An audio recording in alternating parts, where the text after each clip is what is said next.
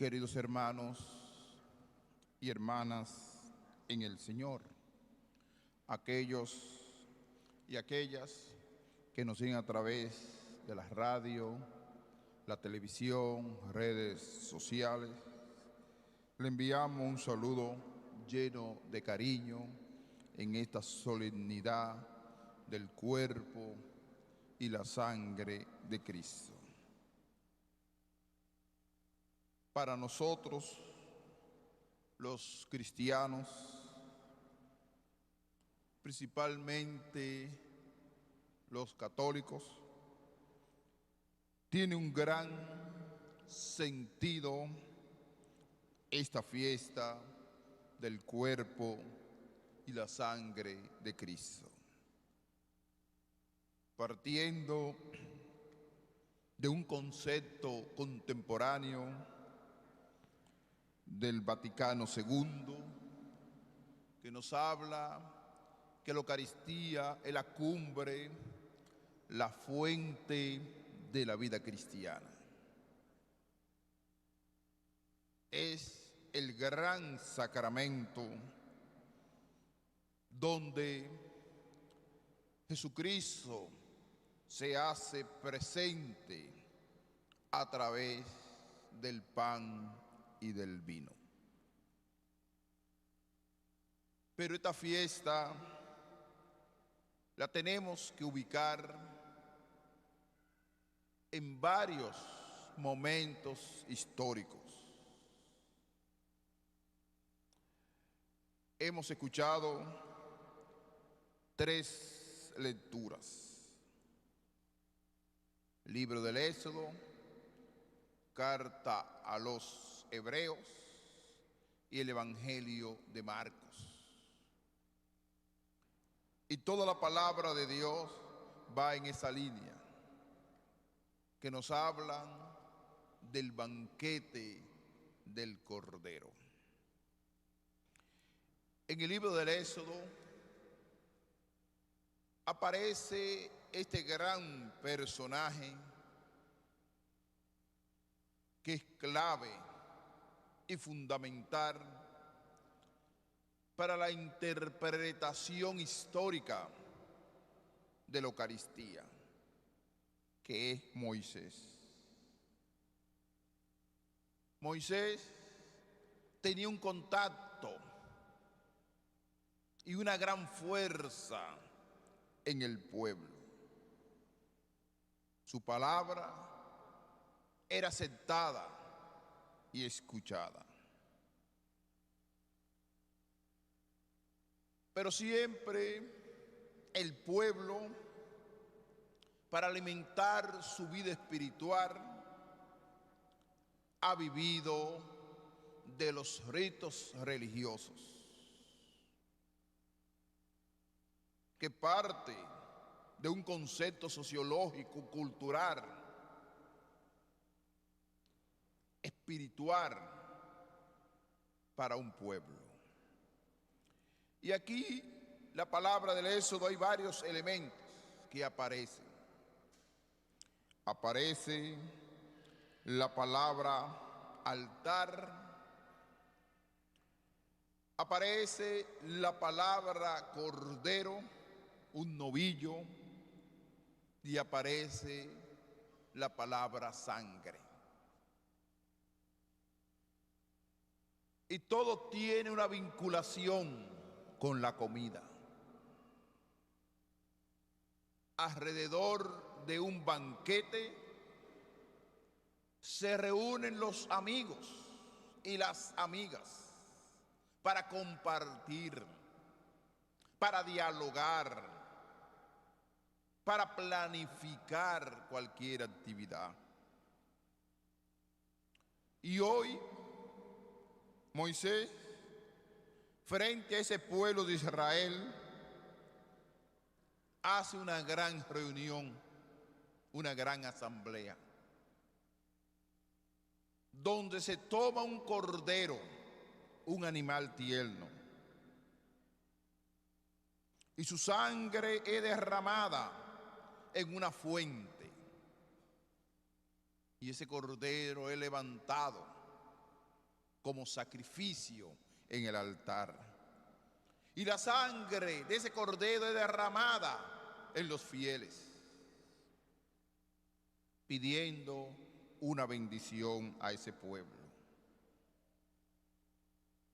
Esta es la sangre de la alianza que el Señor ha concertado con ustedes.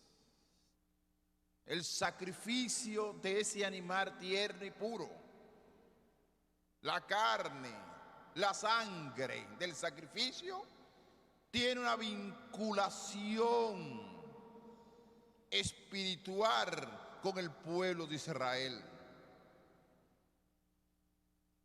Y de ahí históricamente van a ser lo que se llama la cena pascual, donde se coloca un cordero tierno, se sacrifica, se derrama la sangre y comen hierba amarga, recordando todo el padecimiento que ese pueblo pasó en el desierto hasta llegar a la tierra prometida. Así que hay un rito, una costumbre y una vivencia de fe frente a un cordero, una sangre derramada al pueblo de Israel. Al final, ¿qué dice? Entonces Moisés tomó la sangre, roció al pueblo diciendo: esta es la sangre de la alianza que el Señor ha concertado con ustedes, de acuerdo con todas estas palabras. Cordero, sangre, autor principal Moisés, que se derrama al pueblo. Esa vinculación del sacrificio para vivir la alianza. ¿Y dónde está el fundamento de esa alianza? En la tabla de la ley, los mandamientos, que es un recuerdo permanente del pueblo de Israel. Vinculan el sacrificio con la alianza, vinculan hasta Pentecostés con la alianza. La fiesta importante de Israel está vinculado con la alianza.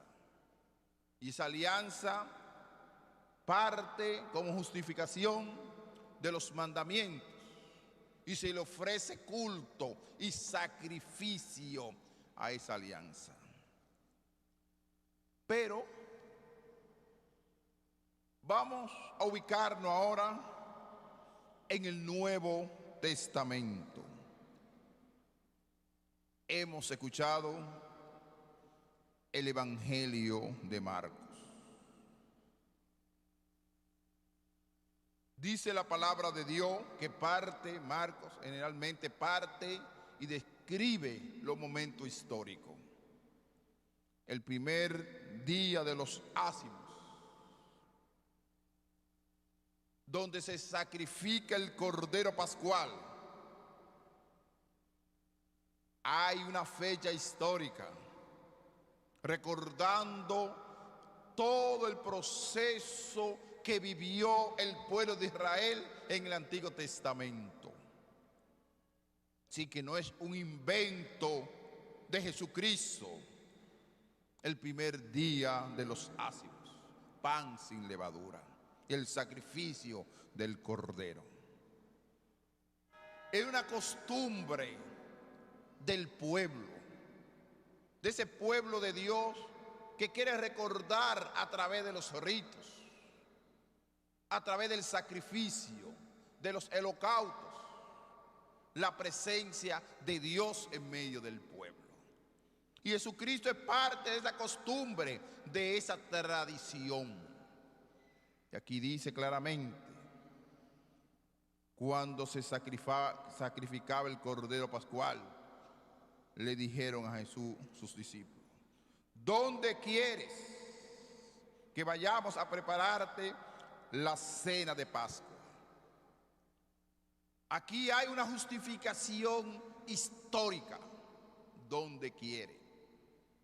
Es como nosotros decir la tradición de la Navidad, el 24 en la noche, que nos reunimos la familia.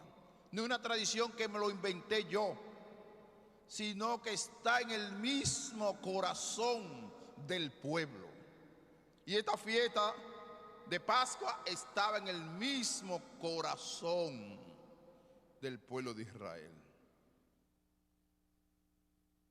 Él envió a 2 discípulos diciéndoles: vayan a la ciudad y saldrá al paso un hombre que lleva un cántaro de agua. Síguenlo. Y en la casa donde entren, decirle al Señor: el maestro pregunta, ¿cuál es la habitación donde voy a comer la Pascua con mis discípulos? Ya, según el texto, él había hablado con el dueño de la casa. Era algo privado, íntimo. Le enseñaron la habitación de arriba y ahí prepararon la cena de Pascua. Hay una palabra de la posmodernidad que se llama codificar. La palabra codificar es ver lo esencial para que un sistema funcione. Jesucristo codificó totalmente la cena de Pascua. Quitó muchos elementos.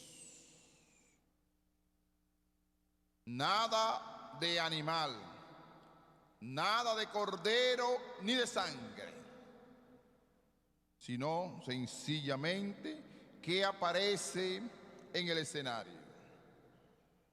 Mientras comía, tomó pan, pronunció la bendición, lo partió y se lo dio diciendo: tomen esto, este es mi cuerpo. Después tomó el cáliz, pronunció la acción de gracia, se lo dio: esta es la sangre de la alianza. Aparece la palabra alianza. No aparece sangre derramada de un cordero, porque Él es el verdadero cordero, el que se va a sacrificar. No necesita un animal, porque Él propio se va a sacrificar para la salvación del pueblo de Dios. Y es derramada por mucho. En verdad le digo que no volverá de beber del fruto de la vid hasta que el día que beba del vino nuevo, que es el reino de Dios. Aquí, en este gran escenario, en esa noche, que puede ser el Jueves Santo, se inauguró la primera cena de la Eucaristía. Y se ordenaron los primeros sacerdotes.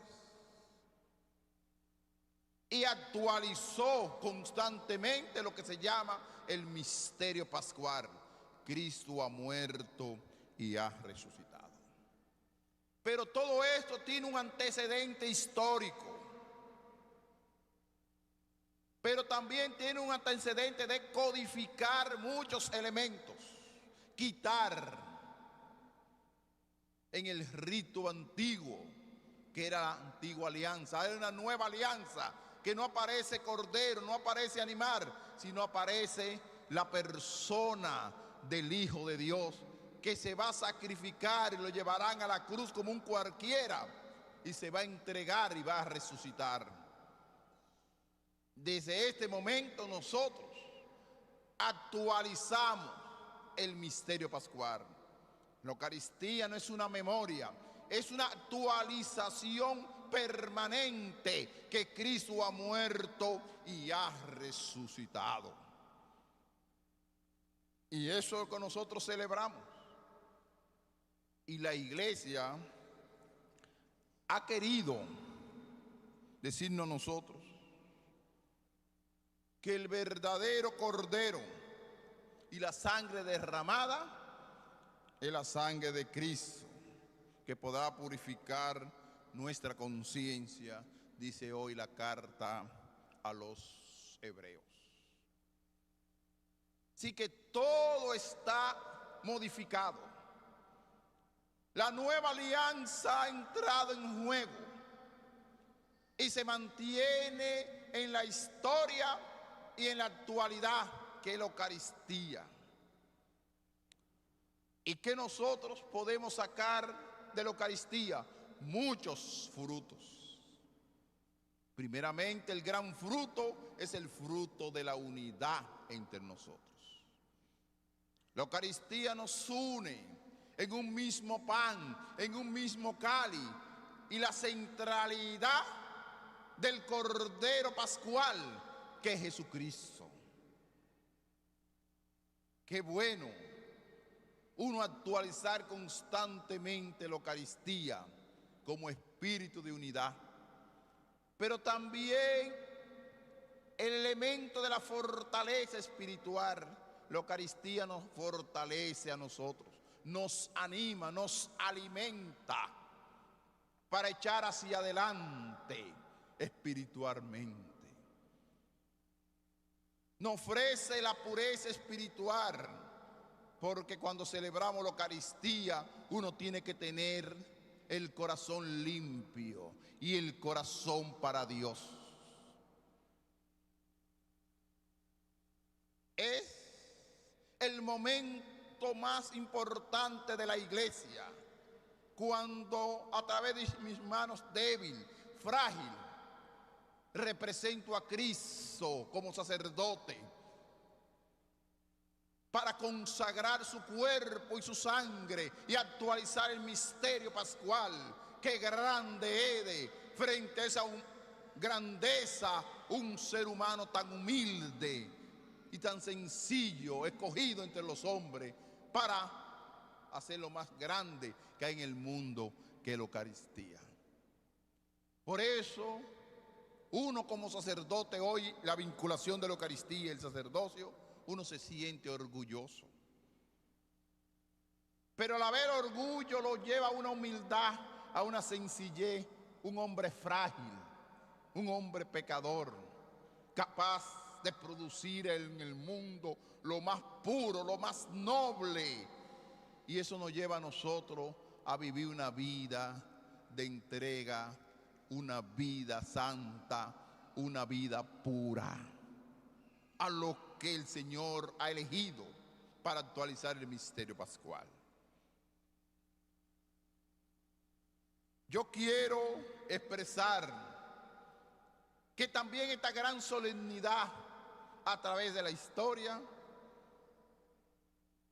a veces ha pasado por momentos de fragilidad,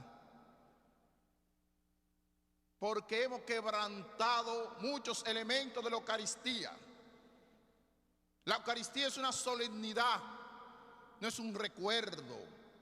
No se puede utilizar cualquier sustancia, sino el pan ácimo, el vino sin levadura, el vino puro, porque lo más noble, lo más puro. La solemnidad del sacrificio del sacerdote que viste de Cristo para celebrar este gran rito, que es el encuentro de lo divino y de lo humano, que estremece y conmueve los corazones de los fieles, que es la Eucaristía. Y hoy nosotros celebramos y reconocemos el cuerpo y la sangre de Cristo a través de este sacramento. Por limitaciones de la pandemia,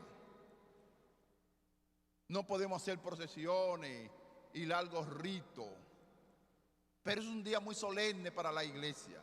Y por ser tan solemne y tan significativo para la iglesia, también queremos colocar al pueblo dominicano en medio de esta pandemia, en medio de un rebrote de la pandemia, que el cuerpo y la sangre de Cristo trate de proteger al pueblo dominicano, de proteger a nuestra gente, de proteger a los jóvenes, de proteger a los niños y a las niñas de esta pandemia que está invadiendo, y no lo podemos negar, de nuevo la República Dominicana.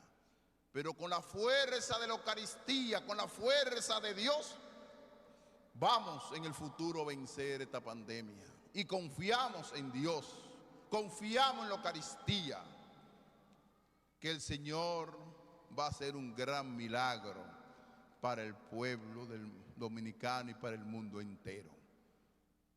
Termino felicitando a los niños y a los adolescentes que hoy van a hacer su primera comunión, que van a recibir por primera vez el cuerpo de Cristo.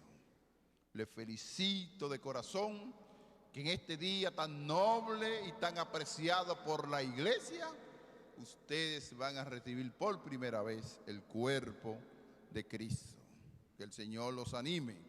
Y felicito a los catequistas por su dedicación, por su tiempo a estos jóvenes. Por eso desde aquí quiero aprovechar esta plataforma para hacerle un llamado a las parroquias de esta diócesis, que una de mis grandes preocupaciones del inicio de mi episcopado es la formación de muchos catequistas, que haya mucha alegría en muchos niños y niñas haciendo su primera comunión y confirmación. Y yo puedo decir que tendré mi pecho parado frente a las parroquias y decirle claramente que fortalezcan la catequesis, que fortalezcan la formación de la niñez. No podemos descuidar la catequesis en nuestra diócesis. No podemos descuidar a la niñez para formarlo en los sacramentos, principalmente en el sacramento de la Eucaristía. Estoy insistiendo en todos los medios, en la Eucaristía que estoy celebrando. Hay que fortalecer la catequesis de los niños, de la confirmación. La iglesia no es simplemente un grupo de personas que se reúnen los domingos, que a veces vamos cayendo caducamente, la edad nos va envolviendo, pero estos niños y niñas florecen a la iglesia y tenemos que hacer el esfuerzo de fomentar la catequesis en las parroquias, en las comunidades, para que surjan, como este ejemplo aquí en la Basílica, niños y niñas que hagan su primera comunión. Les felicito de corazón y que la Virgen de la Altagracia le acompañe siempre.